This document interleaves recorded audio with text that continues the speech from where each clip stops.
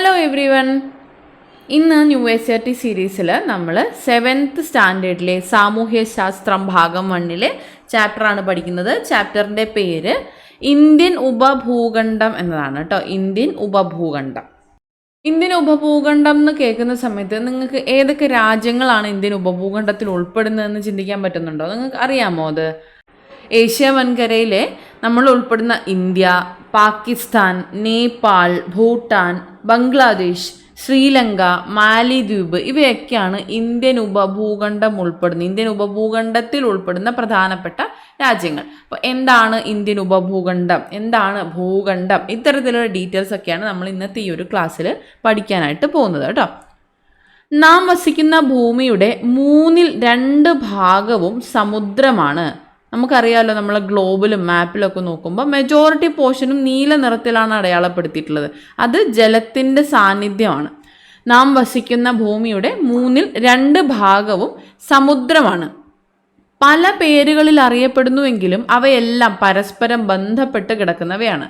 സമുദ്രം ഒഴികെയുള്ള ഭൂമിയുടെ ഭാഗം കരഭാഗമാണ്. അപ്പോൾ സമുദ്രഭാഗം പരസ്പരം ബന്ധപ്പെട്ട് കിടക്കുന്നു.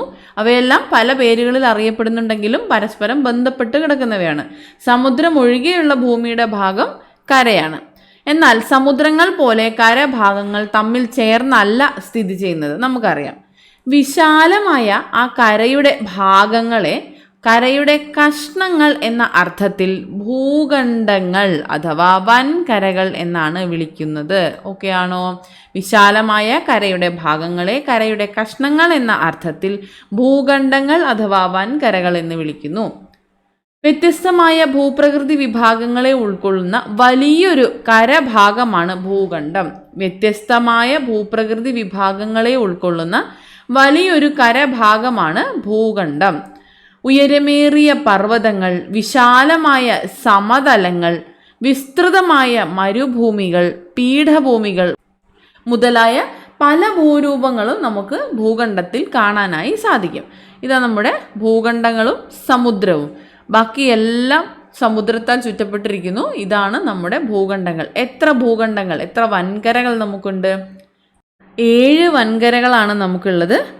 ഏഷ്യ, അതിനുശേഷം ആഫ്രിക്ക വരുന്നുണ്ട്. ആഫ്രിക്ക കഴിഞ്ഞാൽ north America, then south America, Antarctica, Europe, then Australia. അങ്ങനെ 7 വൻകരകളാണ്, 7 ഭൂഖണ്ഡങ്ങളാണ്, 7 കോണ്ടിനെന്റ്സ് ആണ് നമുക്ക് വരുന്നത്. ഇനി എന്താണ് ഉപഭൂഖണ്ഡം? ഭൂഖണ്ഡങ്ങളിലേതുപോലെ തന്നെ വൈവിധ്യമാർന്ന ഭൂപ്രകൃതി വിഭാഗങ്ങളും കാലാവസ്ഥയുമുള്ള വിശാല ഭൂഖണ്ഡ ഭാഗങ്ങളെ ഉപഭൂഖണ്ഡങ്ങൾ, സബ് കോണ്ടിനെന്റ്സ് എന്ന് വിശേഷിപ്പിക്കുന്നു. ഭൂഖണ്ഡങ്ങളേതുപോലെ തന്നെ വൈവിധ്യമാർന്ന ഭൂപ്രകൃതി വിഭാഗങ്ങളും കാലാവസ്ഥയുമുള്ള വിശാല ഭൂഖണ്ഡ ഭാഗങ്ങളെ ഉപഭൂഖണ്ഡങ്ങൾ അഥവാ സബ് കോണ്ടിനെന്റ്സ് എന്ന് വിശേഷിപ്പിക്കുന്നു. പാമീർ പീഠഭൂമിയാണ് ഏഷ്യ ഭൂഖണ്ഡത്തിൻ്റെ തെക്കുഭാഗത്തെ മറ്റ് ഭാഗങ്ങളിൽ നിന്നും ഭൂമിശാസ്ത്രപരമായിട്ട് വേറിട്ട് നിർത്തുന്നത്. ഉന്നതമായ പർവ്വത ശിഖരങ്ങൾ, വിശാലമായ സമതലങ്ങൾ, മരുഭൂമി പ്രദേശങ്ങൾ, കാഠിന്യമേറിയ ശിലകളാൽ നിർമ്മിതമായ പീഠഭൂമി പ്രദേശങ്ങൾ, തീരസമതലങ്ങൾ, ദ്വീപുകൾ ഇവയൊക്കെ ഉൾപ്പെടുന്നതാണ് ഇന്ത്യൻ ഉപഭൂഖണ്ഡത്തിൻ്റെ ഭൂപ്രകൃതി എന്ന് പറയുന്നത്. അപ്പോൾ പാമീർ പീഠഭൂമിയാണ് ഏഷ്യ ഭൂഖണ്ഡത്തിൻ്റെ തെക്ക് ഭാഗത്തെ മറ്റ് ഭാഗങ്ങളിൽ നിന്നും വ്യത്യസ്തമായി വേറിട്ട രീതിയിൽ നിർത്തുന്നത് നമ്മൾ പറഞ്ഞു. എന്താണ് പാമീറിനെ വിശേഷിപ്പിക്കുന്ന ഒരു പേര്? ലോകത്തിൻ്റെ മേൽക്കൂര എന്നാണ്. ലോകത്തിൻ്റെ മേൽക്കൂര എന്ന് വിശേഷിപ്പിക്കുന്ന പാമീർ പീഠഭൂമി ടിയാൻഷാൻ, കാരക്കോറം, കുൻലൂൺ, ഹിന്ദുക്കുഷ് എന്നീ പർവ്വതനിരകളുടെ സംഗമ സ്ഥാനമാണ്. ലോകത്തിൻ്റെ മേൽക്കൂര എന്നാണ് പാമീർ അറിയപ്പെടുന്നത്. പാമീർ പീഠഭൂമി അറിയപ്പെടുന്നത് ലോകത്തിൻ്റെ മേൽക്കൂര എന്നാണ്. ടിയാൻഷാൻ, കാരക്കോറം, കുൻലൂൺ, ഹിന്ദുക്കുഷ് എന്നീ പർവ്വതനിരകളുടെ സംഗമ സ്ഥാനം കൂടിയാണ് പാമീർ. നമ്മൾ നേരത്തെ പറഞ്ഞ അത്രയും രാജ്യങ്ങൾ ഇന്ത്യൻ ഉപഭൂഖണ്ഡത്തിലാണ് ഉൾക്കൊള്ളുന്നത്. അതുകൂടാതെ ഇന്ത്യൻ ഉപഭൂഖണ്ഡത്തിൻ്റെ ഭൂപ്രകൃതിയാണ് ഇവിടെ പറഞ്ഞിട്ടുള്ളത്. ഉന്നതമായ പർവ്വത ശിഖരങ്ങൾ ഉൾപ്പെടുന്നു, വിശാലമായ സമതലങ്ങൾ, മരുഭൂമി പ്രദേശങ്ങൾ, കാഠിന്യമേറിയ ശിലകളാൽ നിർമ്മിതമായ പീഠഭൂമി പ്രദേശങ്ങൾ, തീരസമതലങ്ങൾ, ദ്വീപുകൾ ഇവയൊക്കെ ഉൾപ്പെടുന്നതാണ് ഇന്ത്യൻ ഉപഭൂഖണ്ഡത്തിൻ്റെ ഭൂപ്രകൃതി. ഇനി നമ്മുടെ ഭൂപ്രകൃതിയുടെ അടിസ്ഥാനത്തിൽ എന്തൊക്കെയാണ് അതിർത്തിയിൽ വരുന്നതെന്നുള്ളത് നോക്കാം. ഇന്ത്യൻ ഉപഭൂഖണ്ഡത്തിൻ്റെ വടക്കേ അതിർത്തിയിൽ ഹിമാലയ പർവ്വതമാണ്. കിഴക്കേ അതിർത്തിയിൽ അരക്കൻ പർവ്വതനിരകൾ, പടിഞ്ഞാറേ അതിർത്തിയിൽ ഹിന്ദുക്കുഷ് പർവ്വതനിരയും സ്ഥിതി ചെയ്യുന്നുണ്ട്. ഇന്ത്യൻ ഉപഭൂഖണ്ഡത്തിൻ്റെ തെക്കേ അതിർത്തിയിലുള്ളത് ഇന്ത്യൻ മഹാസമുദ്രമാണ്. അപ്പോൾ എന്തൊക്കെയാണ് അതിർത്തിയിൽ വരുന്നതെന്നുള്ളത് ഏകദേശം ഒരു ലൊക്കേഷൻ വൈസ് നമുക്ക് മനസ്സിലായല്ലോ. നോർത്തേൺ സൈഡിൽ ഇന്ത്യൻ ഉപഭൂഖണ്ഡത്തിൻ്റെ വടക്കേ അതിർത്തിയിൽ, ഇന്ത്യൻ ഉപഭൂഖണ്ഡത്തിൻ്റെ കാര്യമാണ് നമ്മൾ പറയുന്നത്. ഇന്ത്യൻ ഉപഭൂഖണ്ഡത്തിൻ്റെ വടക്കേ അതിർത്തിയിൽ ഹിമാലയ പർവ്വതമാണ് ഇന്ത്യൻ ഉപഭൂഖണ്ഡത്തിൻ്റെ വടക്കേ അതിർത്തിയിലുള്ളത്. കിഴക്കേ അതിർത്തിയിൽ അരക്കൻ പർവ്വതനിരകളാണ്. തെക്കേ അതിർത്തിയിൽ ഇന്ത്യൻ മഹാസമുദ്രമാണ്, ഇന്ത്യൻ ഓഷ്യനാണ്. അതുപോലെ പടിഞ്ഞാറേ അതിർത്തിയിൽ ഹിന്ദുക്കുഷ് പർവ്വതനിരയുമാണ് ഉള്ളത്. അപ്പോൾ ഇങ്ങനെയാണ് ഇന്ത്യൻ ഉപഭൂഖണ്ഡത്തിൻ്റെ അതിർത്തി വരുന്നത്. ഇനി ഇതെവിടെ നോക്കിക്കേ, ഒരു രാജ്യത്തിൻ്റെ പേരിൽ അറിയപ്പെടുന്ന ഏക സമുദ്രം ഏതാണ്? നമ്മുടെ ഇന്ത്യൻ മഹാസമുദ്രമാണ്. ഒരു രാജ്യത്തിൻ്റെ പേരിൽ അറിയപ്പെടുന്ന ഏക സമുദ്രമാണ് ഇന്ത്യൻ മഹാസമുദ്രം. നമ്മൾ നേരത്തെ ഇന്ത്യൻ ഉപഭൂഖണ്ഡത്തിൽ ഉൾപ്പെടുന്ന രാജ്യങ്ങൾ ഏതൊക്കെയാണെന്ന് പറഞ്ഞിട്ടുണ്ടായിരുന്നു. പക്ഷേ ഇത് ഇവിടെ ഒരു ടാസ്ക് പോലെ തന്നിട്ടുണ്ട്. താഴെ ഒരു പിക്ചർ തന്നിട്ടുണ്ട്, ഇന്ത്യൻ ഉപഭൂഖണ്ഡത്തിൻ്റെ മാപ്പ് തന്നിട്ടുണ്ട്. ഇതാണ് കേട്ടോ പാമീർ നോട്ട്. ഇതാണ് പാമീർ പീഠഭൂമി. നമ്മൾ നേരത്തെ പറഞ്ഞ പോലെ ടിയാൻഷാൻ, ഹിന്ദുക്കുഷ്, കാരക്കോറം, കുൻലുൺ എന്നിവയുടെയൊക്കെ സംഗമ സ്ഥാനമാണ് പാമീർ. ഇതാണ് ഇന്ത്യൻ ഉപഭൂഖണ്ഡത്തിൻ്റെ മാപ്പ്.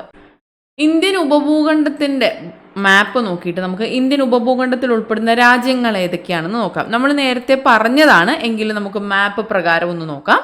ഇന്ത്യ എന്തായാലും ഇന്ത്യൻ ഉപഭൂഖണ്ഡത്തിൽ ഉൾപ്പെടുന്നു, നമുക്കറിയാം. അതുപോലെ പാകിസ്ഥാൻ, പിന്നീട് നേപ്പാൾ, ഭൂട്ടാൻ, ബംഗ്ലാദേശ്, അതിനുശേഷം ഇവിടെ ശ്രീലങ്ക ഉൾപ്പെടുന്നുണ്ട്, മാലിദ്വീപ്.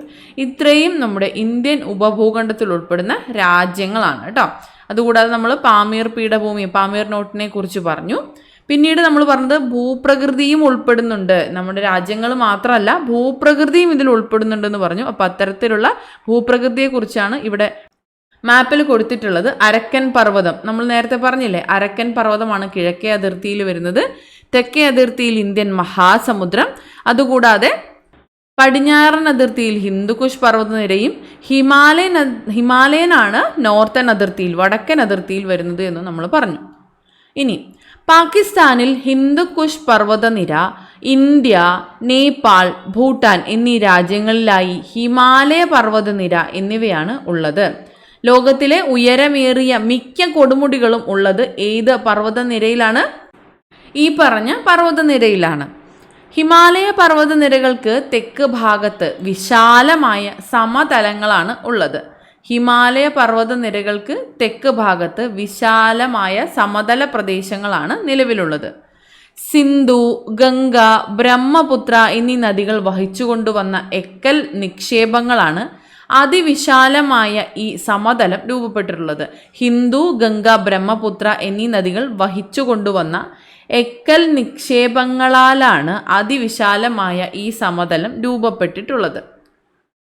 ഉത്തര മഹാസമതലം എന്ന് വിശേഷിപ്പിക്കുന്ന ഈ സമതല പ്രദേശങ്ങൾ ഉപഭൂഖണ്ഡത്തിൻ്റെ കിഴക്കു മുതൽ പടിഞ്ഞാറ് വരെ വ്യാപിച്ചു കിടക്കുന്നു. ഇങ്ങനെയാണ് സമതല പ്രദേശങ്ങൾ ഇവിടെ നിലകൊള്ളുന്നത്. അപ്പോൾ ഇതിൽ സിന്ധു, ഗംഗ, ബ്രഹ്മപുത്ര എന്നിങ്ങനെ 3 നദികൾ വഹിച്ചു കൊണ്ടുവരുന്ന എക്കൽ നിക്ഷേപങ്ങൾ കൊണ്ടാണ് ഇവിടെ ഇത്രയും നല്ല മഹാസമതലം ആയിട്ട് രൂപപ്പെട്ടിട്ടുള്ളത്. ഇത്രയും എക്കൽ നിക്ഷേപങ്ങൾ കൊണ്ടാണ് അത്രയും വിശാലമായിട്ടുള്ള സമതല പ്രദേശങ്ങൾ രൂപപ്പെട്ടിട്ടുള്ളത് എന്നാണ് പറയുന്നത്.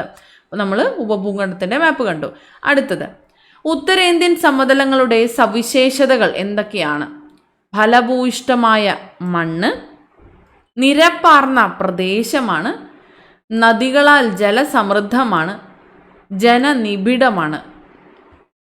ഈ നദികളെല്ലാം കൊണ്ടുവരുന്ന എക്കൽ നിക്ഷേപങ്ങൾ കാരണം ധാരാളം സമൃദ്ധമായ ജലമുണ്ടാവും. അതുപോലെ നമ്മൾ പറഞ്ഞു, എക്കൽ നിക്ഷേപങ്ങൾ കാരണം നല്ല രീതിയിലുള്ള സമതലങ്ങൾ രൂപപ്പെടുന്നു. അതുകൊണ്ട് തന്നെ നിരപ്പാർന്ന ഭൂപ്രദേശമാണ്. പിന്നെ എക്കൽ നിക്ഷേപങ്ങളാണ്. ഫലഭൂയിഷ്ടമായ മണ്ണായിരിക്കും. ഫലഭൂയിഷ്ടമായ മണ്ണുള്ള ഇടങ്ങളിൽ ജനങ്ങൾ ഒത്തുചേർന്ന് പാർക്കുകയും അവിടെ അഗ്രികൾച്ചർ കൃഷി വികസിക്കുകയും ചെയ്യുന്നു. അപ്പോൾ ജനനിബിഡമായിട്ടുള്ള പ്രദേശവുമാണ് ഉത്തരേന്ത്യൻ സമതലങ്ങൾ എന്ന് പറയുന്നത്. ഉത്തര സമതലത്തിന് തെക്കുഭാഗം പീഠഭൂമിയാണ്. ഇതിന് സമുദ്രനിരപ്പിൽ നിന്നും ഏകദേശം 150 മുതൽ 900 മീറ്റർ വരെ ഉയരമുള്ളതായി കണക്കാക്കുന്നു. ഏറെക്കുറെ ത്രികോണാകൃതിയിലുള്ള ഈ ഭൂഭാഗത്തിന് ഉപദ്വീപീയ പീഠഭൂമി എന്നാണ് പേര്.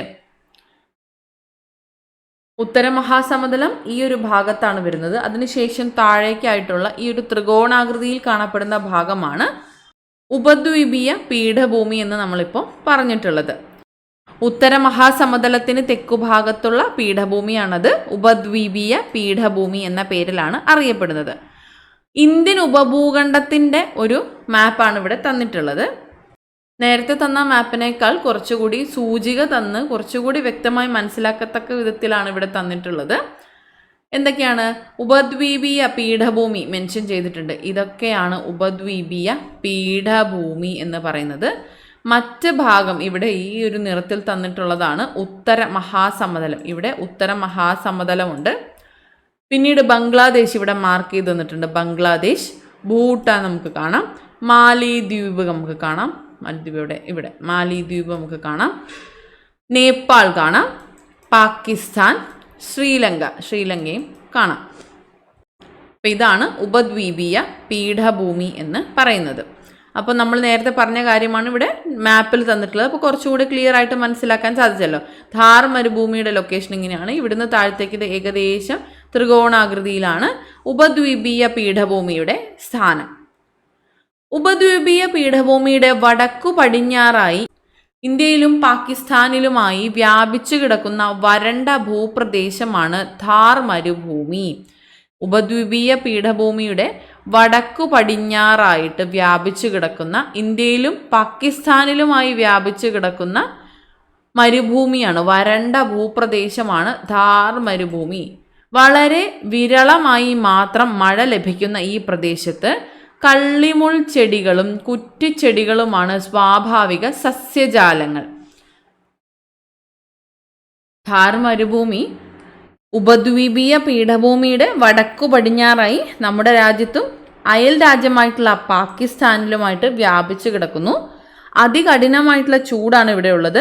അതികഠിനമായ ചൂടും വളരെ കുറഞ്ഞ അളവിലുള്ള മഴയും ലവണാംശമുള്ള മണ്ണുമായതുകൊണ്ട് ഈ പ്രദേശത്ത് ജനവാസം പൊതുവെ കുറവുമായിരിക്കും. അപ്പോൾ ഥാർ മരുഭൂമിയെക്കുറിച്ച് നമുക്ക് മനസ്സിലായി.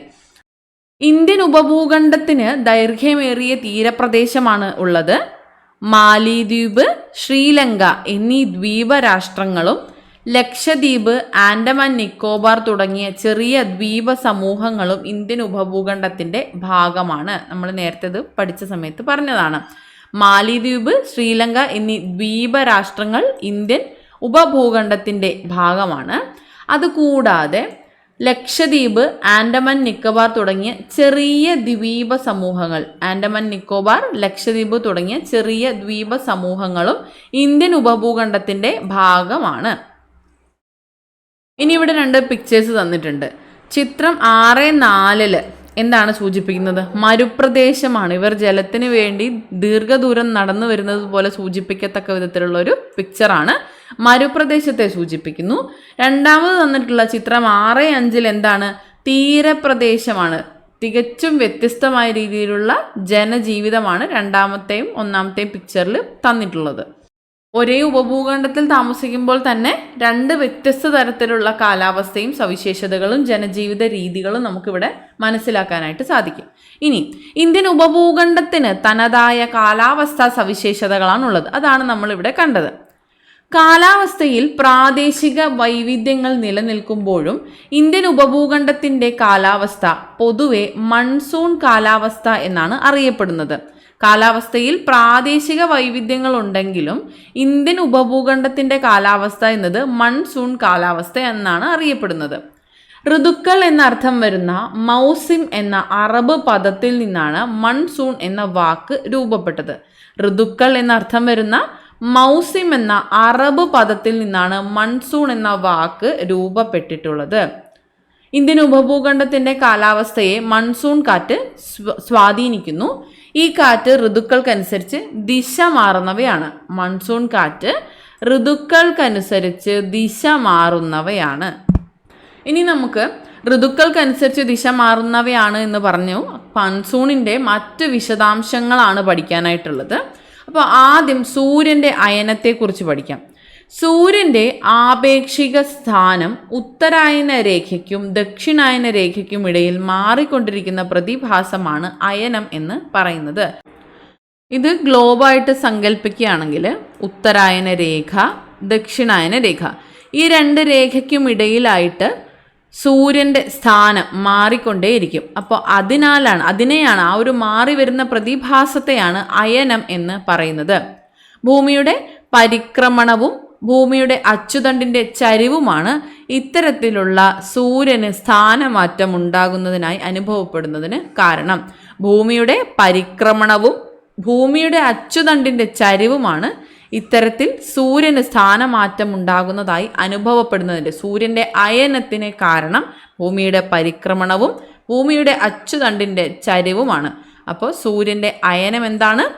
രണ്ട് രേഖയ്ക്കുമിടയിൽ, ഉത്തരായന രേഖയ്ക്കും ദക്ഷിണായന രേഖയ്ക്കുമിടയിൽ സൂര്യൻ്റെ സ്ഥാനമാറ്റം അനുഭവപ്പെടുന്ന പ്രതിഭാസമാണ് സൂര്യൻ്റെ അയനം. അയനം എന്നാൽ ചലനം എന്നാണ് അർത്ഥം, മാറി മാറി വരുന്നു എന്നത്. ഓക്കെ, അപ്പോൾ ഇനി നമുക്ക് മൺസൂണിലേക്കും അയനത്തിൻ്റെ കണക്ഷൻ എന്താണെന്ന് നോക്കാം. സൂര്യൻ്റെ അയനം മൂലം ഉത്തരായന കാലത്ത് സൂര്യൻ്റെ സ്ഥാനം ഉപഭൂഖണ്ഡത്തിന് മുകളിലായിരിക്കുമ്പോൾ കരഭാഗത്തെ വായു ചൂടുപിടിച്ച് മുകളിലേക്ക് ഉയരുന്നു. ഇവിടേക്ക് സമുദ്രത്തിൽ നിന്ന് ഈർപ്പം നിറഞ്ഞ കാറ്റ് വീശുകയും ഉപഭൂഖണ്ഡത്തിൻ്റെ പല ഭാഗങ്ങളിലും മഴ ലഭിക്കുകയും ചെയ്യുന്നു. മെയ് ജൂൺ മാസങ്ങളിൽ തെക്ക് പടിഞ്ഞാറ് ദിശയിൽ ഇന്ത്യൻ സമുദ്രത്തിൽ നിന്നും ഉപഭൂഖണ്ഡത്തിലേക്ക് വീശുന്ന കാറ്റുകൾ ഇന്ത്യൻ ഉപഭൂഖണ്ഡത്തിൽ വ്യാപകമായ മഴയ്ക്ക് കാരണമാകുന്നു. എന്നാൽ ദക്ഷിണായന സമയത്ത് സൂര്യൻ്റെ സ്ഥാനം ഇന്ത്യൻ സമുദ്രത്തിന് മുകളിലായിരിക്കുമ്പോൾ സമുദ്രോപരിതല വായു ചൂടുപിടിച്ച് ഉയരുകയും ഇവിടേക്ക് ഉത്തര ദിക്കിൽ നിന്നുള്ള കാറ്റ് വീശുകയും ചെയ്യുന്നു. സെപ്റ്റംബർ ഒക്ടോബർ മാസങ്ങളിൽ വടക്കു കിഴക്കു നിന്ന് തെക്കു പടിഞ്ഞാറോട്ട് വീശുന്ന ഈ കാറ്റുകൾ പൊതുവെ വരണ്ടതായതിനാൽ മഴയുടെ അളവ് കുറവായിരിക്കും. എന്നാൽ ബംഗാൾ ഉൾക്കടലിൽ നിന്നും നീരാവി ആഗിരണം ചെയ്യുന്നതോടെ ഉപദ്വീപീയ ഭാഗത്തിൻ്റെ കിഴക്കൻ തീരങ്ങളിൽ വ്യാപകമായ മഴയ്ക്ക് കാരണമാകുന്നു. അപ്പോൾ എന്തൊക്കെയാണ് നമ്മൾ പറഞ്ഞത്? സൂര്യൻ്റെ അയനം മൂലം ഉത്തരായന കാലത്ത്, എന്താണ് ഉത്തരായന കാലം എന്ന് പറയുന്നത്?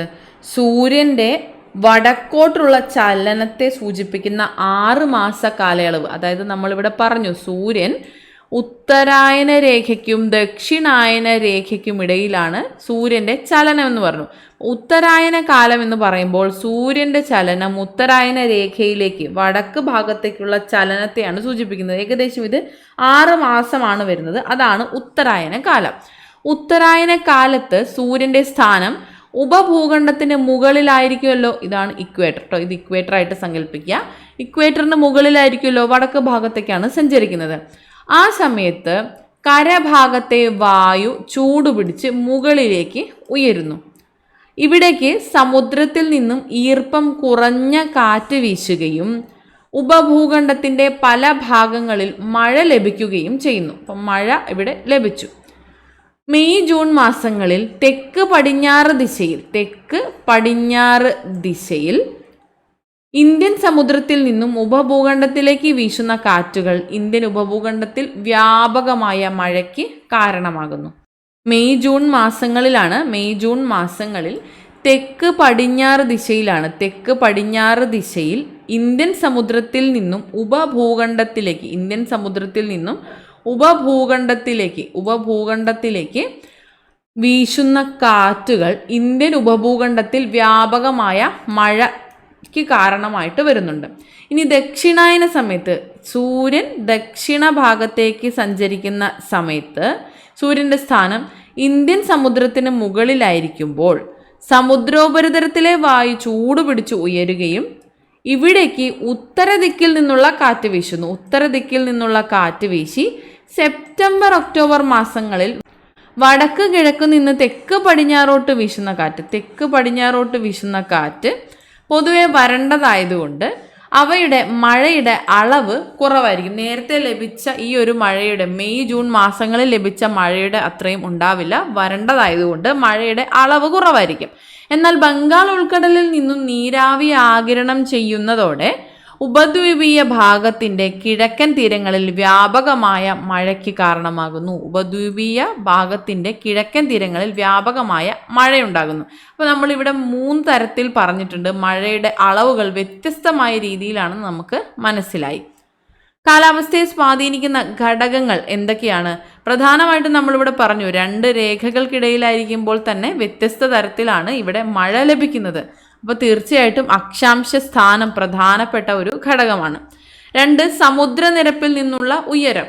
സമുദ്രോപരിതലത്തിലായിരിക്കുമ്പോൾ സമുദ്രത്തിന് തൊട്ട് മുകളിലായിരിക്കുമ്പോൾ വായു ചൂട് പിടിച്ച് ഉയരുന്നതായിട്ടും അല്ലാത്ത സമയങ്ങളിൽ അതിനനുസരിച്ചുള്ള വ്യത്യാസങ്ങൾ ഉണ്ടാവുന്നതായിട്ടും നമ്മൾ കണ്ടു.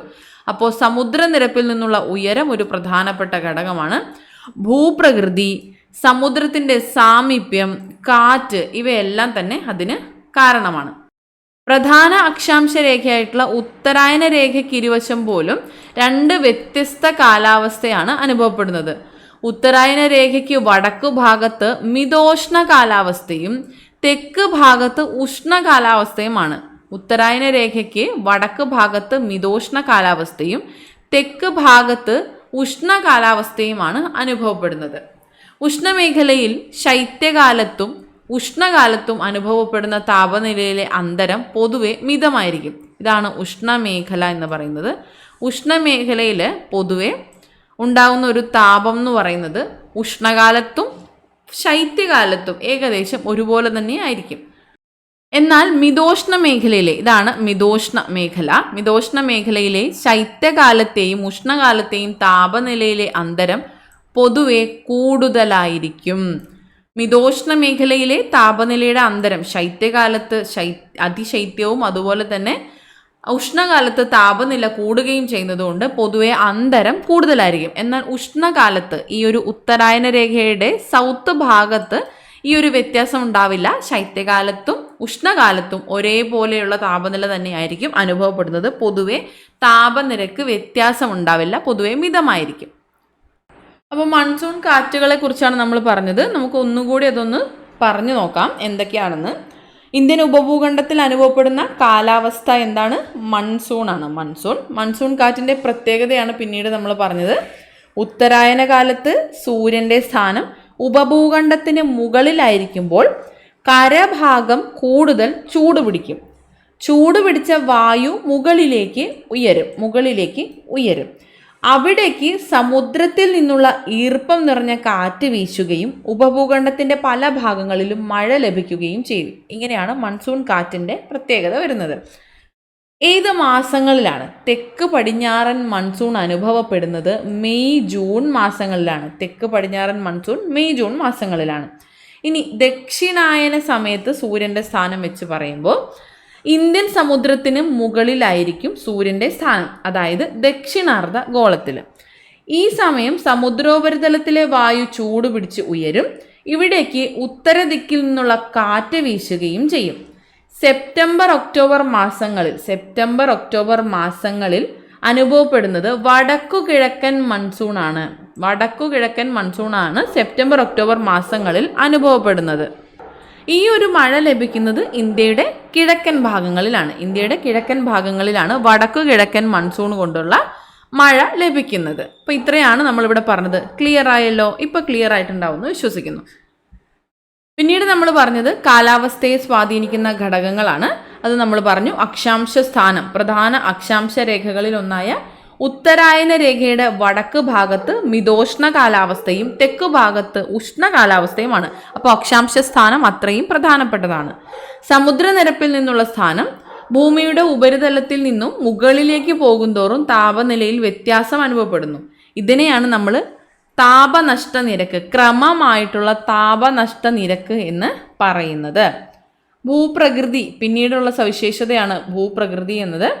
അതായത് കാറ്റിൻ്റെ ദിശയ്ക്ക് അഭിമുഖമായിട്ട് വരുന്ന ഉയർന്ന മലകളും പർവ്വതങ്ങളും കാറ്റിനെയൊക്കെ തടഞ്ഞു നിർത്തി മഴ പെയ്യിക്കുന്നുണ്ട്. കാറ്റ് തടയപ്പെടാത്ത ഇടങ്ങളിൽ ഇവ മഴ പെയ്യിക്കാതെ കടന്നു പോകുന്നു. മഴ കുറവായ ഇത്തരം പ്രദേശങ്ങൾ മഴ നിഴൽ പ്രദേശം എന്നാണ് അറിയപ്പെടുന്നത്. നമുക്കത് പറയാനുണ്ട് കേട്ടോ, താഴെ നമുക്ക് പഠിക്കാനുണ്ട് മഴ നിഴൽ പ്രദേശമൊക്കെ. ഥാർ മരുഭൂമി മലനിരകളുടെ ഒരു ഭാഗം മരുഭൂമി ആകാൻ തന്നെ കാരണം ഈ ഒരു മഴ നിഴൽ പ്രദേശമാണ്. അപ്പോൾ ഭൂപ്രകൃതി അത്രയും സവിശേഷതയുള്ളതാണ്. സമുദ്രത്തിന്റെ സാമീപ്യം. സമുദ്രത്തോട് ചേർന്ന് കിടക്കുന്ന പ്രദേശങ്ങളിൽ ആർദ്ര കാലാവസ്ഥയും അതുപോലെ സമുദ്രത്തിൽ നിന്നും അകലെയുള്ള പ്രദേശങ്ങളിൽ എന്താണ്, വരണ്ട കാലാവസ്ഥയും ആയിരിക്കും. കാറ്റിന്റെ പ്രത്യേകത, കാറ്റിന്റെ ദിശയും അതിലെ ജലാംശത്തിന്റെ അളവും കാലാവസ്ഥ നിർണ്ണയിക്കുന്നതിൽ പ്രധാന പങ്ക് വഹിക്കുന്നു. നമ്മൾ നേരത്തെ പറഞ്ഞു. അപ്പോൾ കാറ്റും വളരെ പ്രധാനപ്പെട്ട ഒരു ഘടകമാണ്. അതിനുശേഷം നമ്മൾ ഇത്രയും പറഞ്ഞു. ഇനി മൂന്നാർ ഗവൺമെന്റ് മോഡൽ റെസിഡൻഷ്യൽ സ്കൂളിൽ പഠിക്കുന്ന ദിയ തിരുവനന്തപുരത്തെ വീട്ടിലേക്ക് എഴുതിയ കത്തിന്റെ കുറച്ച് ഭാഗം കാലാവസ്ഥ വ്യത്യാസം എങ്ങനെയാണെന്നാണ് പറയാൻ പോകുന്നത്. പ്രിയപ്പെട്ട അനുജത്തി, നിനക്ക് സുഖമാണെന്ന് വിശ്വസിക്കുന്നു. പകൽ ക്ലാസ്സിലിരിക്കുമ്പോൾ പോലും ഞാൻ കമ്പിളി വസ്ത്രം ധരിച്ചാണ് ഇരിക്കുന്നത്. തണുപ്പ് വളരെ കൂടുതലായതിനാൽ രാത്രിയിൽ 2 പുതപ്പ് പുതയ്ക്കേണ്ട അവസ്ഥയാണ്. വീട്ടിലായിരുന്നപ്പോൾ രാത്രിയിൽ പോലും ഫാൻ ഉപയോഗിച്ചിരുന്ന എനിക്ക് ഇത് ആശ്ചര്യമാണ്. പച്ചവെള്ളത്തിൽ കുളിച്ചിരുന്ന എനിക്ക് ഇപ്പോൾ അത് ഓർക്കുവാൻ കൂടി സാധിക്കുന്നില്ല. അവധിക്ക് തിരുവനന്തപുരത്തേക്ക് വരുമ്പോൾ ഇവിടെ കൃഷി ചെയ്യുന്ന ആപ്പിളും സ്ട്രോബെറിയും കൊണ്ടുവരാം. നമ്മുടെ ചൂട് കാലാവസ്ഥയിൽ അവ വളരുകയില്ലല്ലോ. അപ്പോൾ ഒരു കാലാവസ്ഥ വ്യത്യാസം നമുക്കവിടെ കാണാനായിട്ട് പറ്റി. ഓരോ പ്രദേശത്തിൻ്റെയും ഭൂപ്രകൃതി, കാലാവസ്ഥ എന്നിവയ്ക്കൊക്കെ അനുസൃതമായിട്ടാണ് അവിടുത്തെ ജനങ്ങളുടെ കൃഷി, അതുപോലെ ആഹാരം, പാർപ്പിടം, വസ്ത്രധാരണം, ആഘോഷം ഇവയൊക്കെ ക്രമപ്പെടുത്തിയിട്ടുള്ളത്. അതാണ് ഇവിടെ നിന്ന് നമുക്ക് മനസ്സിലാക്കാനായിട്ട് സാധിക്കുന്നത്. ഇനി കാലാവസ്ഥയെ സ്വാധീനിക്കുന്ന മറ്റൊരു ഘടകമാണ് ഭൂപ്രകൃതി എന്നത്. നമ്മൾ ചെറിയ രീതിയിലെങ്കിലും മേലെ പറഞ്ഞു. മഴ നിഴൽ പ്രദേശത്തേക്കാണ് നമ്മൾ വരുന്നത്. എന്താണ് മഴ നിഴൽ പ്രദേശം എന്നത്? ഈർപ്പവാഹിയായ കാറ്റിന്റെ ദിശയ്ക്ക് അഭിമുഖമായി നിൽക്കുന്ന പർവ്വതങ്ങൾ കാറ്റിനെ തടഞ്ഞു നിർത്തി മഴ പെയ്യ്ക്കുന്നു. ഈർപ്പം കൊണ്ടുവരുന്ന കാറ്റ് പർവ്വതത്തിൽ തട്ടുമ്പോൾ അവിടെ നിന്ന് അത് മഴ പെയ്ത് അവിടെ മഴ ലഭിക്കുകയാണ് ചെയ്യുന്നത്. എന്നാൽ സഹ്യപർവ്വത നിരകളുടെ പടിഞ്ഞാറേ ചരിവായ കേരളത്തിൽ ധാരാളം മഴ ലഭിക്കുമ്പോൾ ഈ മലനിരകളുടെ കിഴക്കൻ ചരിവായ തമിഴ്നാട്ടിൽ വളരെ കുറവ് മഴയാണ് ലഭിക്കുന്നത്. അതിനുള്ള കാരണമാണ് നമ്മളിപ്പോൾ പറഞ്ഞത്. ഈർപ്പരഹിതമായിട്ടുള്ള കാറ്റാണ് പിന്നീട് വരുന്നത്. അപ്പോൾ അവിടെ മഴ ലഭ്യമാകില്ല. ഈർപ്പം നിറഞ്ഞു വരുന്ന ഈർപ്പവാഹിയായിട്ടുള്ള കാറ്റ് നേരെ വരുന്ന സമയത്താണ് ഇവിടെ പർവ്വതത്തിൻ്റെ സാന്നിധ്യം വരുന്നത്. അപ്പോൾ കാറ്റ് ഇവിടെ തടയപ്പെടുകയാണ്. അപ്പോൾ ആ ഒരു ഈർപ്പം തണുത്ത് മേഘമായി മാറി മഴയായിട്ട് പെയ്ത് ഈ ഒരു മേഖലയിൽ മഴ ലഭിക്കുന്നു. എന്നാൽ ഈ ഒരു ഭാഗത്തേക്ക് വരുമ്പോൾ ഇവിടെ പർവ്വതം തടഞ്ഞതുകൊണ്ട് ഈ കാറ്റിന് പിന്നീട് ഈർപ്പമുണ്ടാവില്ല. ഈർപ്പരഹിതമായ കാറ്റായിരിക്കും വീശുന്നത്. അതുകൊണ്ട് ഈ ഒരു ഭാഗത്ത് മഴ ലഭിക്കില്ല. ഈ പ്രദേശത്തിനെയാണ് മഴനിഴൽ പ്രദേശം അല്ലെങ്കിൽ റെയിൻ ഷാഡോ റീജിയൻ എന്ന് പറയുന്നത്. മഴനിഴൽ പ്രദേശങ്ങൾ എന്നാണ് മഴ കുറവായ ഇത്തരം പ്രദേശങ്ങൾ പൊതുവെ അറിയപ്പെടുന്നത്. അതാണ് മഴനിഴൽ പ്രദേശം. എന്നാൽ പർവ്വതനിരകൾക്ക് സമാന്തരമായി ഈർപ്പവാഹിയായ കാറ്റ് വീശുന്ന ഇടങ്ങളിൽ തടസ്സങ്ങളില്ലാത്തതിനാൽ കാറ്റ് മഴ പെയ്യിക്കാതെ കടന്നുപോകുന്നു. രാജസ്ഥാനിലെ ആരവല്ലി മലനിരകൾ ഉൾപ്പെടുന്ന പ്രദേശം മരുഭൂമിയായി മാറിയതിന് പിന്നിലെ കാരണവും ഇതാണ്. രാജസ്ഥാനിലെ ആരവല്ലി മലനിരകൾക്ക് ഉൾപ്പെടുന്ന ഈ പ്രദേശം മരുഭൂമിയായി മാറിയതിന് പിന്നിലെ കാരണവും ഈ പറഞ്ഞ മഴനിഴൽ പ്രദേശമാണ്. നമ്മളിവിടെ നമ്മുടെ നാട്ടിലെ തന്നെ ഉദാഹരണം ഇവിടെ പറഞ്ഞു കഴിഞ്ഞു. സഹ്യപർവ്വത നിരകളുടെ പടിഞ്ഞാറേ ചെരുവിലാണ് കേരളമുള്ളത്. അതുകൊണ്ട് തന്നെ സഹ്യപർവ്വത നിരയുടെ സാന്നിധ്യം കാരണം നമുക്ക് മഴ ലഭിക്കുകയും ഇതിൻ്റെ കിഴക്കൻ ചെരിവായിട്ടുള്ള തമിഴ്നാട്ടിൽ മഴ വളരെ കുറവായിരിക്കുകയും ചെയ്യുന്നത് ഈ ഒരു പ്രതിഭാസം കൊണ്ടാണ്. അതുപോലെ തന്നെയാണ് രാജസ്ഥാനിലെ ആരവല്ലി നിരകൾ ഉൾപ്പെടുന്ന പ്രദേശം മരുഭൂമിയായി മാറിയതിന് കാരണവും. ഇനി സമുദ്രത്തോട് ചേർന്നു കിടക്കുന്ന പ്രദേശങ്ങളിൽ ആർദ്ര കാലാവസ്ഥയും സമുദ്രത്തിൽ നിന്നും ഏറെ അകലെ സ്ഥിതി ചെയ്യുന്ന പ്രദേശങ്ങളിൽ താരതമ്യേന വരണ്ട കാലാവസ്ഥയുമാണ് അനുഭവപ്പെടുന്നത്. സമുദ്രത്തോട് ചേർന്ന് കിടക്കുന്ന പ്രദേശങ്ങളിൽ ആർദ്ര കാലാവസ്ഥയായിരിക്കും ഉണ്ടാകുന്നത്. സമുദ്രത്തിൽ നിന്നും ഏറെ അകലെ സ്ഥിതി ചെയ്യുന്ന പ്രദേശങ്ങളിൽ താരതമ്യേന വരണ്ട കാലാവസ്ഥയും അനുഭവപ്പെടുന്നു. ഇതാണ് സമുദ്ര സാമീപ്യം എന്ന ഘടകം കൊണ്ട് നമ്മൾ ഉദ്ദേശിച്ചിട്ടുള്ളത്. അടുത്തത് കാറ്റിൻ്റെ ദിശയും അതിലെ ജലാംശത്തിൻ്റെ അളവും കാലാവസ്ഥയെ സ്വാധീനിക്കുന്നു. കാറ്റ് ദീർഘദൂരം സഞ്ചരിക്കുമ്പോൾ എപ്പോഴും അതിന് ജലാംശമുള്ളതായ ഈർപ്പവാഹിയായ കാറ്റായി സഞ്ചരിക്കാനായിട്ട് സാധിക്കുന്നില്ല. അപ്പം അതിൻ്റെ അടിസ്ഥാനത്തിൽ ഓരോ കാലാവസ്ഥയും വ്യത്യാസപ്പെട്ടിരിക്കും. കാറ്റിൻ്റെ ദിശയും അതിലെ ജലാംശത്തിൻ്റെ അളവും കാലാവസ്ഥയെ സ്വാധീനിക്കുന്നുണ്ട്. അതുപോലെ നമ്മൾ നേരത്തെ വായിച്ച ആ ഒരു കുറിപ്പിൽ നിന്ന് നമുക്ക് മനസ്സിലായി, ഭൂപ്രകൃതിയിലും കാലാവസ്ഥയിലും അനുഭവപ്പെടുന്ന പ്രാദേശിക വ്യത്യാസങ്ങൾ ജനജീവിതത്തിൽ വൈവിധ്യങ്ങൾ ഉണ്ടാക്കുന്നു, വൈജാത്യങ്ങൾ സൃഷ്ടിക്കുന്നു. അതായത് ഉത്തരേന്ത്യയിലും ദക്ഷിണേന്ത്യയിലും ജനങ്ങളുടെ ഭക്ഷണ രീതി ഒരുപോലെയല്ല. നമ്മുടെ കേരളത്തിൽ തന്നെ വ്യത്യസ്തമായിട്ടുള്ള രീതിയിലുള്ള ഭക്ഷണ രീതി തന്നെ നമുക്ക് കാണാനായിട്ട് സാധിക്കും. കാശ്മീരിലെ ജനങ്ങളുടെ വസ്ത്രധാരണ രീതിയും തമിഴ്നാട്ടിലെ ജനങ്ങളുടെ വസ്ത്രധാരണ രീതിയും ഒരുപോലെയല്ല. അത്തരത്തിലുള്ള വ്യത്യാസങ്ങളൊക്കെ സംഭവിക്കുന്നത് ഇതിനാലാണ്.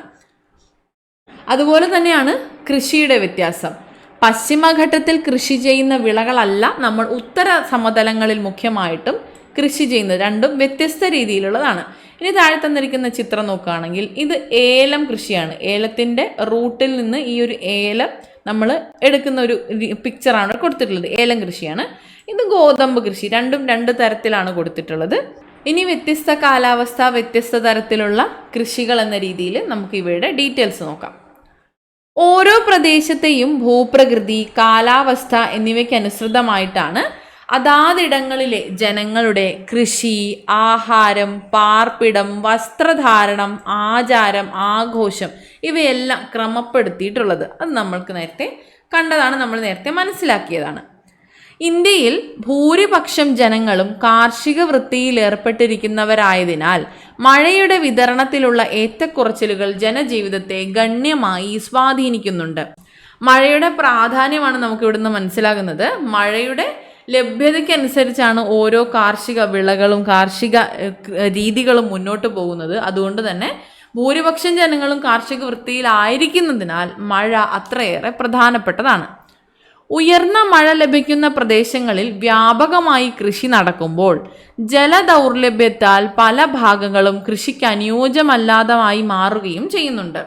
മഴ ലഭിക്കുമ്പോൾ നല്ല കൃഷി നടക്കുകയും മഴ ലഭിക്കാത്തപ്പോൾ കൃഷി ഇല്ലാതാവുകയും കൃഷിക്ക് അനുയോജ്യമല്ലാതായി പല ഭാഗങ്ങളും വെറുതെ കിടക്കുന്നതായിട്ടും കാണാനായി സാധിക്കും. മഴയുടെ ഏറ്റക്കുറച്ചിലുകൾക്കനുസരിച്ച് കൃഷി ചെയ്യുന്ന വിളകളും വ്യത്യാസപ്പെട്ടിരിക്കുന്നു. ജലത്തിൻ്റെ ലഭ്യത അനുസരിച്ചായിരിക്കും ഓരോ പ്രദേശങ്ങളിലും ഏത് വിളയാണ് കൃഷി ചെയ്യേണ്ടത് എന്ന് തീരുമാനിക്കുന്നത്. അപ്പോൾ ഉയർന്ന മഴ ലഭിക്കുന്ന പ്രദേശങ്ങളിൽ നെല്ലും മിതമായ മഴ ലഭിക്കുന്ന പ്രദേശങ്ങളിൽ ഗോതമ്പുമാണ് പ്രധാനപ്പെട്ട ധാന്യവിളകൾ. ഇനി മഴ തീരെ കുറഞ്ഞ പ്രദേശങ്ങളിൽ പയറുവർഗ്ഗങ്ങളും പരുക്കൻ ധാന്യങ്ങളുമൊക്കെയാണ് കൃഷി ചെയ്ത് വരുന്നത്. അപ്പം അത്തരത്തിൽ വൈവിധ്യങ്ങൾ ഇവിടെ ഭക്ഷണ രീതിയിലും അല്ലെങ്കിൽ കാർഷിക വിളകളിലും നമുക്ക് കാണാനായിട്ട് സാധിക്കും. ഇനി ഇതാ ഇവിടെ PSCയുടെ ഫേവറേറ്റ് ആയിട്ടുള്ള ഏതൊക്കെ വിളകൾ ഏതൊക്കെ കാലത്ത് ഏത് തരത്തിലുള്ള വിളകളാണ് എന്നാണ് നമ്മൾ പറയുന്നത്. ഖാരിഫ്, റാബി, സെയ്ദ് എന്നിങ്ങനെ വ്യത്യസ്ത രീതിയിലുള്ള കാർഷിക കാലങ്ങളും അവയിലെ മാസങ്ങളും അവയിലെ വിളകളുമാണ് നമ്മൾ പഠിക്കാൻ പോകുന്നത്. വിള, ജലത്തിൻ്റെ അളവ്, വിത്ത് വിതയ്ക്കുന്ന മാസങ്ങൾ, വിളവെടുക്കുന്ന മാസങ്ങൾ. നെല്ല് കണക്കാക്കുകയാണെങ്കിൽ നെല്ലിന് ജലം ധാരാളമായി ആവശ്യമുണ്ട്. വിത്ത് വിതയ്ക്കുന്ന മാസം ജൂൺ മാസമാണ്.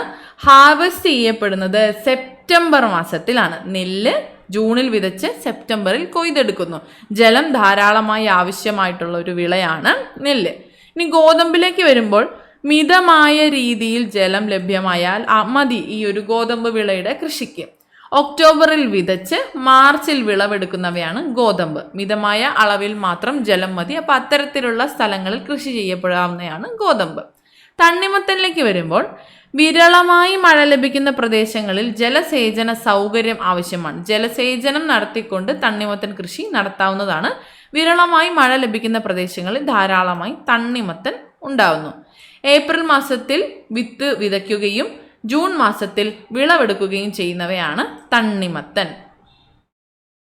വ്യത്യസ്ത കാലങ്ങളിലാണ് വിളകൾ കൃഷി ചെയ്യുന്നത് എന്ന് നമ്മളിപ്പോൾ കണ്ടു. ജൂൺ, ഒക്ടോബർ, ഏപ്രിൽ മാസങ്ങളിൽ വിതയ്ക്കുന്നവ സെപ്റ്റംബർ, മാർച്ച്, ജൂൺ എന്നീ മാസങ്ങളിലാണ് വിളവെടുക്കുന്നത്. വ്യത്യസ്ത ജലത്തിൻ്റെ ആവശ്യകതയുമാണ് ഇവിടെ ഉള്ളത്. ഓരോ വിളയും വിതയ്ക്കുന്നതിനും വിളവെടുക്കുന്നതിനും നിശ്ചിത കാലങ്ങളുണ്ട്. ഈ കാലങ്ങളെ കാർഷിക കാലങ്ങൾ എന്നാണ് പറയുന്നത്. ഓരോന്നിനെയും ഓരോ കാർഷിക കാലങ്ങളിലാണ് ഉൾപ്പെടുത്തിയിട്ടുള്ളത്. നമ്മുടെ ഇന്ത്യയിൽ പ്രധാനമായിട്ടും 3 കാർഷിക കാലങ്ങളാണുള്ളത്. ഖാരിഫ്, റാബി, സെയ്ദ് എന്നിങ്ങനെ. ഖാരിഫ്, റാബി, സെയ്ദ് എന്നിങ്ങനെ 3 കാർഷിക കാലങ്ങളാണ് പ്രധാനമായും നമുക്കുള്ളത്.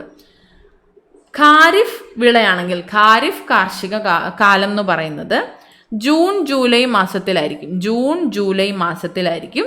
ഇതിൽ പ്രധാനമായിട്ടും വരുന്നത് നെല്ല്, പരുത്തി, ചണം, അരിച്ചോളം, ബജ്ര, തുവര എന്നീ വിളകളാണ്. നെല്ല്, പരുത്തി, ചണം, അരിച്ചോളം, ബജ്ര, തുവര എന്നീ കാർഷിക വിളകളാണ് ഖാരിഫ് കാലത്ത് ചെയ്യുന്നത്.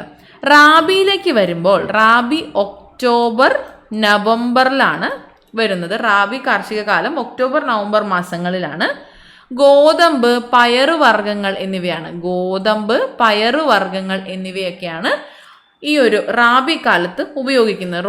ഗോതമ്പ്, പയറുവർഗ്ഗങ്ങൾ, കടുക് എന്നിവയൊക്കെയാണ് റാബി കാർഷിക കാലത്ത് കൃഷി ചെയ്യുന്നത്.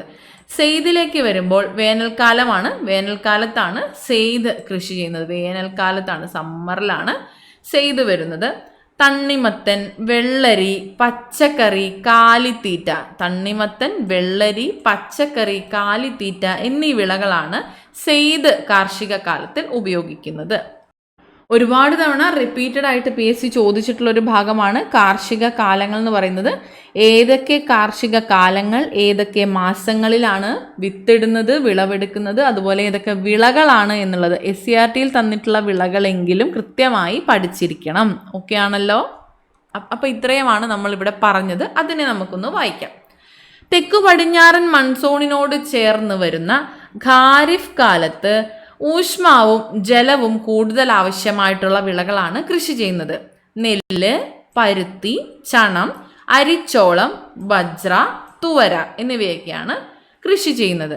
ഇനി ഒക്ടോബർ നവംബർ മാസങ്ങളിലേക്ക് വരുമ്പോൾ ശൈത്യകാലത്തിൻ്റെ വരവോടെ ആരംഭിക്കുന്ന റാബി കാലം ഊഷ്മാവും ജലവും മിതമായി മാത്രം ആവശ്യമുള്ള കാർഷിക വിളകൾക്കുള്ളതാണ്. ഗോതമ്പ്, പയറുവർഗ്ഗങ്ങൾ, കടുക് തുടങ്ങിയവ. ഫെബ്രുവരി മാസത്തോടെ റാബി കാലം അവസാനിക്കുകയും ചെയ്യുന്നു. ഇനി റാബി വിളവെടുപ്പിന് ശേഷം ആരംഭിക്കുന്ന ദൈർഘ്യം കുറഞ്ഞ വേനൽക്കാലത്ത് ഉള്ള കൃഷിരീതിയാണ് സെയ്ദ് എന്ന് പറയുന്നത്. തണ്ണിമത്തൻ, വെള്ളരി, പച്ചക്കറികൾ, കാലിത്തീറ്റ വിളകൾ തുടങ്ങിയവയാണ് ഈ സമയത്ത് ജലസേചനം ലഭ്യമായ പ്രദേശങ്ങളിൽ കൃഷി ചെയ്യുന്നത്. ഇന്ത്യയിൽ 3 കാർഷിക കാലങ്ങൾ ഉണ്ടെങ്കിലും പ്രാദേശിക വ്യതിയാനങ്ങൾ പ്രകടമാണ്. പ്രാദേശികമായി എല്ലാം ഒരേപോലെ ആവണമെന്നില്ല, അവയ്ക്ക് ചില വ്യതിയാനങ്ങൾ സംഭവിക്കാവുന്നവയാണ്. എന്നാലും പ്രധാനമായിട്ട് ഇന്ത്യയിൽ 3 കാർഷിക കാലങ്ങളാണ് എന്നാണ് പറയപ്പെടുന്നത്. ഇനി ഭക്ഷ്യവിളകളിലേക്ക് കടക്കുമ്പോൾ ഭക്ഷ്യവിളകളെ ധാന്യങ്ങളെന്നും പയറുവർഗ്ഗങ്ങളെന്നും രണ്ടായിട്ടാണ് പ്രധാനമായും തരംതിരിക്കുന്നത്. ഭക്ഷ്യവിളകളെ ധാന്യങ്ങളെന്നും അതുപോലെ പയറുവർഗ്ഗങ്ങളെന്നും രണ്ടായിട്ട് തരംതിരിക്കുന്നു. ഇതിൽ ധാന്യങ്ങളെയും പിന്നീട് രണ്ടായി തരംതിരിക്കുന്നുണ്ട്. മൃദുധാന്യങ്ങളായിട്ടുള്ള നെല്ല്, ഗോതമ്പ് എന്നിവയും പരുക്കൻ ധാന്യങ്ങളായിട്ടുള്ള ബജ്ര, ചോളം, റാഗി തുടങ്ങിയവയും ഇന്ത്യയിൽ കൃഷി ചെയ്തു വരുന്നുണ്ട്. ഇത് ഒരു ഗോതമ്പിൻ്റെയും പയറിൻ്റെയും പിക്ചറാണ് തന്നിട്ടുള്ളത്. പയറ്, തുവര എന്നിവയാണ് ഇന്ത്യയിൽ കൃഷി ചെയ്യുന്ന പ്രധാനപ്പെട്ട പയറുവർഗ്ഗങ്ങൾ. നെല്ല്, ഗോതമ്പ് എന്നിവ മൃദുധാന്യങ്ങളാണ്. ബജ്ര, ചോളം, റാഗി എന്നിവ പരുക്കൻ ധാന്യങ്ങളാണ് ഇന്ത്യയിൽ കൃഷി ചെയ്തു വരുന്ന ധാന്യങ്ങൾ. ഇനി പയറുവർഗ്ഗങ്ങളാവുമ്പോൾ പയറ്, തുവര എന്നിവയാണ് പ്രധാനമായിട്ടും ഇന്ത്യയിൽ കൃഷി ചെയ്യുന്ന പയറുവർഗ്ഗങ്ങൾ. ഈ നാണ്യവിളകൾ വാണിജ്യാടിസ്ഥാനത്തിൽ വൻതോതിൽ കൃഷി ചെയ്യുന്ന വിളകളാണ് നാണ്യവിളകൾ എന്ന് പറയുന്നത്. അപ്പോൾ നാണ്യവിളകൾ നമ്മൾ പറഞ്ഞു. എന്താണ്? വാണിജ്യാടിസ്ഥാനത്തിൽ വൻതോതിൽ കൃഷി ചെയ്യുന്ന വിളകളാണ് നാണ്യവിളകൾ. നാണ്യവിളകളിൽ ഉൾപ്പെടുന്നത് കരിമ്പ്, പുകയില, പരുത്തി, ചണം, എണ്ണക്കുരുക്കൾ എന്നിവയാണ്. വാണിജ്യാടിസ്ഥാനത്തിലുള്ള വിളകളാണ് നാണ്യവിളകൾ എന്ന് പറയുന്നത്. അപ്പം അതിനായിട്ട് ആവശ്യമുള്ള വിളകളാണ് കരിമ്പ്, പുകയില, പരുത്തി, ചണം, എണ്ണക്കുരുക്കൾ ഇവയൊക്കെ. ഇനി നാരുവിളകൾ. പരുത്തിയും ചണവുമാണ് ഇന്ത്യയിലെ പ്രധാനപ്പെട്ട നാരുവിളകൾ. തുണിത്തരങ്ങൾ, ബാഗുകൾ, ചാക്കുകൾ തുടങ്ങി നിരവധി വസ്തുക്കൾ നിർമ്മിക്കുന്നതിനാവശ്യമായ നാരുകളാണ് നമുക്ക് ഈ നാരുവിളകളിലൂടെ ലഭ്യമാകുന്നത്. തുണിത്തരങ്ങൾ നിർമ്മിക്കുന്നു, ബാഗുകൾ, ചാക്കുകൾ തുടങ്ങി നിരവധി വസ്തുക്കൾ നിർമ്മിക്കുന്നതിനാവശ്യമായിട്ടുള്ള നാരുകളാണ് നാരുവിളകൾ നമുക്ക് നൽകുന്നത്.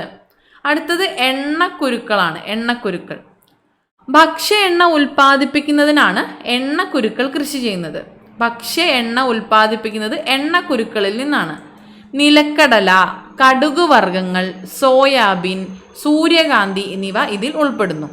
ഇവയ്ക്കു പുറമെ തേയില, കാപ്പി, റബ്ബർ, സുഗന്ധദ്രവ്യങ്ങൾ, കിഴങ്ങുവർഗ്ഗങ്ങൾ മുതലായ മറ്റ് വിളകളും ഇന്ത്യയിൽ കൃഷി ചെയ്യുന്നുണ്ട്. ഇവയിൽ പലതും തോട്ടവിളകളായാണ് കൃഷി ചെയ്യുന്നത്. നിലക്കടല, കടുകുവർഗ്ഗങ്ങൾ, സോയാബീൻ, സൂര്യകാന്തി എന്നിവയൊക്കെ എണ്ണക്കുരുക്കൾ എന്ന വിഭാഗത്തിൽ ഉൾപ്പെടുന്നവയാണ്. ഇത് കൂടാതെ തേയില, കാപ്പി, റബ്ബർ, സുഗന്ധദ്രവ്യങ്ങൾ, കിഴങ്ങുവർഗ്ഗങ്ങൾ മുതലായ മറ്റ് വിളകളും ഇന്ത്യയിൽ കൃഷി ചെയ്യുന്നുണ്ട്. ഇവയിൽ പലതും തോട്ടവിളകൾ എന്ന കാറ്റഗറിയിലാണ് ഉൾപ്പെടുന്നത്. അപ്പോൾ ഇന്ത്യയിൽ കൃഷി ചെയ്യുന്ന വിളകൾ, ഇന്ത്യയിലെ വിളകളെ കുറിച്ചാണ് നമ്മൾ പറഞ്ഞത്. ഏതൊക്കെ തരം വിളകളാണ് ഇപ്പോൾ നമ്മൾ പറഞ്ഞത്? ഒന്നാമത് നമ്മളിവിടെ പറഞ്ഞത് ഭക്ഷ്യവിളകളാണ്. ഭക്ഷ്യവിളകൾ അതിൽ 2 തരം ഉണ്ടെന്ന് പറഞ്ഞു, ധാന്യങ്ങളും പയറുവർഗ്ഗങ്ങളും. ധാന്യങ്ങൾ പിന്നീട് സീരിയൽസായും മില്ലറ്റ്സായും 2 തരത്തിലാണ് വേർതിരിക്കപ്പെട്ടിട്ടുള്ളത്. മൃദുധാന്യങ്ങൾ നെല്ല്, ഗോതമ്പ് എന്നിവയും പരുക്കൻ ധാന്യങ്ങൾ ബജ്ര, ചോളം, റാഗി എന്നിവയുമാണെന്ന് പറഞ്ഞു. ഇന്ത്യയിൽ കൃഷി ചെയ്യുന്ന പയറുവർഗ്ഗങ്ങളാണ് പയറ്, തുവര എന്നിവയൊക്കെ. അപ്പോൾ ഭക്ഷ്യവിളകൾ. അടുത്തത് നാണ്യവിളകളാണ് നമ്മൾ പറഞ്ഞത്. നാണ്യവിളകൾ ഇന്ത്യയിലെ വിളകളിൽ പ്രധാനപ്പെട്ടത് ഭക്ഷ്യവിള, പിന്നീട് നാണ്യവിള, നാരുവിള, എണ്ണക്കുരുക്കൾ, തോട്ടവിള ഇവയൊക്കെയാണ് ഇന്ത്യയിലെ പ്രധാന വിളകൾ. ഇതിൽ നാണ്യവിളകൾ എന്ന് പറഞ്ഞത് വാണിജ്യ അടിസ്ഥാനത്തിൽ വൻതോതിൽ കൃഷി ചെയ്യുന്ന വിളകളെയാണ്.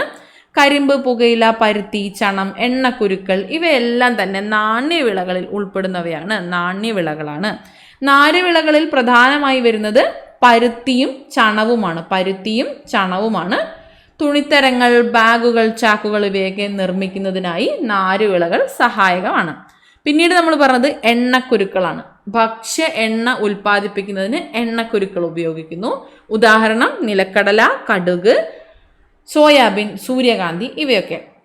ഇത് കൂടാതെ നമ്മൾ തോട്ടവിളകളും കൃഷി ചെയ്യുന്നുണ്ട്. നമ്മുടെ ഇന്ത്യയിലെ വിളകളിലൊന്നാണ് തോട്ടവിളകൾ. അത് തേയില, കാപ്പി, റബ്ബർ, സുഗന്ധദ്രവ്യങ്ങൾ, കിഴങ്ങുവർഗ്ഗങ്ങൾ ഇവയൊക്കെയാണ്. ലോകത്തിൻ്റെ വിവിധ ഭാഗങ്ങളിൽ ഭൂഘടന, മണ്ണിൻ്റെ ഫലഭൂയിഷ്ഠത, കാലാവസ്ഥ, ജലലഭ്യത, ജനസാന്ദ്രത, കൃഷിഭൂമിയുടെ വിസ്തൃതി, വിളയുടെ മൂല്യം, ലഭ്യമായ സാങ്കേതിക വിദ്യ തുടങ്ങിയവയുടെ അടിസ്ഥാനത്തിൽ വിവിധ കൃഷിരീതികൾ ഇന്ന് നിലനിൽക്കുന്നുണ്ട്. പ്രാകൃത ഉപജീവന കൃഷി, തീവ്ര ഉപജീവന കൃഷി, മിശ്ര കൃഷി, വിസ്തൃത വാണിജ്യ ധാന്യ കൃഷി, ക്ഷീരകൃഷി, തോട്ടവിള കൃഷി, പുഷ്പഫല കൃഷി തുടങ്ങിയവ ഇതിൽ ഉൾപ്പെടുന്നു. ഇന്ത്യയിലെ വിവിധ കൃഷി രീതികൾ ഏതൊക്കെയെന്ന് നമ്മൾ ഇനി അടുത്ത ക്ലാസ്സുകളിലാണ് പഠിക്കാനായിട്ട് പോകുന്നത്. അപ്പോൾ ഈ ഒരു ക്ലാസ് ഒരു ഇൻട്രൊഡക്ഷൻ പോലെ ആയിരുന്നു. കുറേ കാര്യങ്ങളുടെ ഒരു അവലോകനം നടത്താനുള്ള ഒരു ഇൻട്രൊഡക്ഷൻ പോലെ നമുക്ക് ഈ ഒരു ചാപ്റ്ററിൽ തന്നിട്ടുണ്ട്. പ്രധാനപ്പെട്ട ഒരു പോയിന്റ് മഴനിഴൽ പ്രദേശമാണ്. ഇതൊരു ഇമ്പോർട്ടൻറ്റ് പോയിന്റാണ്. അതുപോലെ ഈ കാലാവസ്ഥയെ സ്വാധീനിക്കുന്ന ഘടകങ്ങൾ പ്രധാനപ്പെട്ട പോയിന്റാണ്. സൂര്യൻ്റെ അയനം നമ്മൾ അറിഞ്ഞിരിക്കണം. മൺസൂൺ കാലാവസ്ഥ നമ്മൾ പഠിച്ചു ഇവിടെ. അതുപോലെ ഇന്ത്യൻ ഉപഭൂഖണ്ഡം ഏതൊക്കെയാണ് എന്ന് പഠിച്ചു. എങ്ങനെയൊക്കെയാണെന്നുള്ളത് മാപ്പ് നോക്കി നമ്മൾ പഠിച്ചു. പ്രധാനപ്പെട്ട ഒരു പോയിന്റ് ഇവിടെ പറഞ്ഞത് ഒരു രാജ്യത്തിൻ്റെ പേരിൽ അറിയപ്പെടുന്ന ഏക മഹാസമുദ്രം ഇന്ത്യൻ മഹാസമുദ്രമാണ്. പിന്നീട് നമ്മൾ ഭൂഖണ്ഡങ്ങളും സമുദ്രവും എന്ന ഒരു മാപ്പും കൂടെ കണ്ടിട്ടുണ്ടായിരുന്നു. അപ്പോൾ ഇത്രയാണ് ഈ ഒരു ക്ലാസ്സിൽ. ശരിക്കും പറഞ്ഞ ഒരു ഇൻട്രൊഡക്ഷൻ ക്ലാസ് തന്നെയാണ്. അപ്പോൾ വളരെ കുറച്ച് പോയിന്റ്സാണ് പറഞ്ഞിട്ടുള്ളത്. എങ്കിലും പറഞ്ഞ പോയിന്റ്സ് കൃത്യമായി തന്നെ ഓർത്തിരിക്കുക.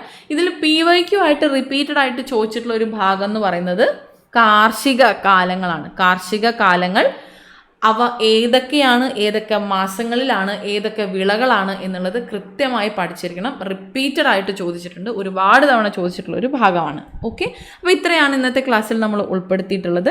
എല്ലാവർക്കും ഇത് ക്ലിയർ ആയിട്ട് മനസ്സിലായി എന്ന് വിശ്വസിക്കുന്നു. അപ്പോൾ എല്ലാവർക്കും താങ്ക് യു സോ മച്ച്.